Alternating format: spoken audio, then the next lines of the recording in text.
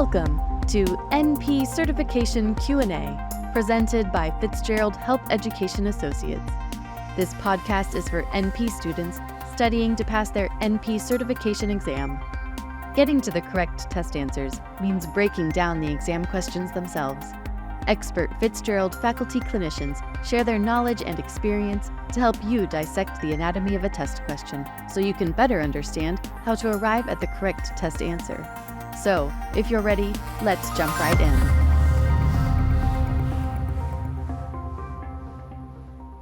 The psychiatric mental health nurse practitioner is seeing a patient who presents with a chief complaint of feeling depressed. A common complaint, you will encounter it every day. Further exploration reveals that while the patient does have several symptoms of a depressive episode, he does not quite meet criteria for any of the commonly encountered depressive disorders. And there are many, obviously: major depressive disorder, major depressive episode, mild versus moderate versus severe, persistent depressive disorder, depressive disorder due to medication side effects, due to substance use disorders. There's a bunch. Apparently, this patient doesn't quite meet criteria for any of those that we commonly encounter. The primary issue for this patient seems to center around the fact that the patient feels as if life has no meaning. He says he gets up, he gets dressed, goes to work, pays the bills, does all of the things that he is supposed to do in life, but he struggles with the questions: what's the point? Why does any of this matter? Why am I doing this? The psychiatric mental health nurse practitioner recognizes that the patient might benefit from which of the following types of therapy: A, cognitive behavioral therapy; B, behavioral therapy; psychodynamic therapy; or D, existential therapy. So even though psychiatric mental health nurse practitioners are not classically trained to perform psychotherapy or provide psychotherapy, we are expected to understand the differences between or among the therapeutic modalities, if for no other reason than we can refer patients appropriately, ensure that they are having the correct experience in therapy. And of course, there are obviously some psych nurse practitioners that do provide therapy, as long as you feel experientially, educationally competent to do so. Of course you can. But even if you don't, even if you're like me and recognize that psychotherapy is not your skill set, we are all still expected to recognize the differences among the commonly encountered types so that we can make sure patients are in the appropriate type of therapy.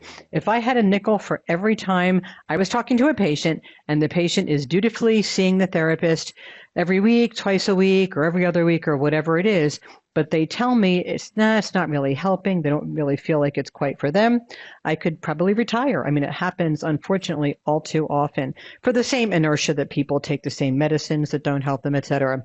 So anyway, bottom line being, for your boards, you are expected to understand the differences among the types, among the approaches, so that you can ensure that the patient is seeing the right type of therapist. And yeah, it totally happens. I have on many occasions probably not made a bunch of friends with the therapist with whom I work, but have had to suggest that somebody seek a different type of therapist for a different modality because a different modality would be more appropriate for them. So anyway, we now have to decide what is the type of therapy from which this patient might get the most benefit. And we looked at the 4 answer choices, and the correct answer is D, existential therapy. Existential therapy developed by Viktor Frankl, and of course there have been other students of his. Rollo May is a famous one, but classically ascribed to Viktor Frankl. This form of therapy, just like the name implies, stresses human existence.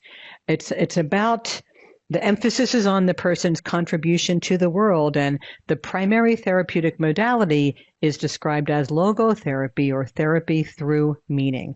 The primary goal of that type of therapy is to identify meaning in existence and not just going through the motions. And so when somebody tells you, yeah, I do everything I'm supposed to do, I get up, I get dressed, I brush my teeth, make sure I'm clean, go to work, do my job, get my paycheck, pay my bills, do everything I'm supposed to do, but why? I just don't get why. That's somebody who likely would benefit from existential therapy. Cognitive behavioral therapy is different. Cognitive behavioral therapy, a very famous therapeutic modality, and it's helpful in lots of circumstances, but cognitive behavioral therapy really has its origin in the patient identifying negative cognitions or cognitive distortions and then restructuring their thought processes to something that's more positive. So it's about restructuring thought. A patient like this, it's not so much that they have a negative thought process that needs to be restructured. They're just asking why. What does it all matter? Behavioral therapy is very different. Behavior therapy is really very much a change type of therapy. The patient identifies typically a behavior, something they do, but it could be a thought process, I suppose. But you're really looking to change behavior. Again, this patient, it's not about that.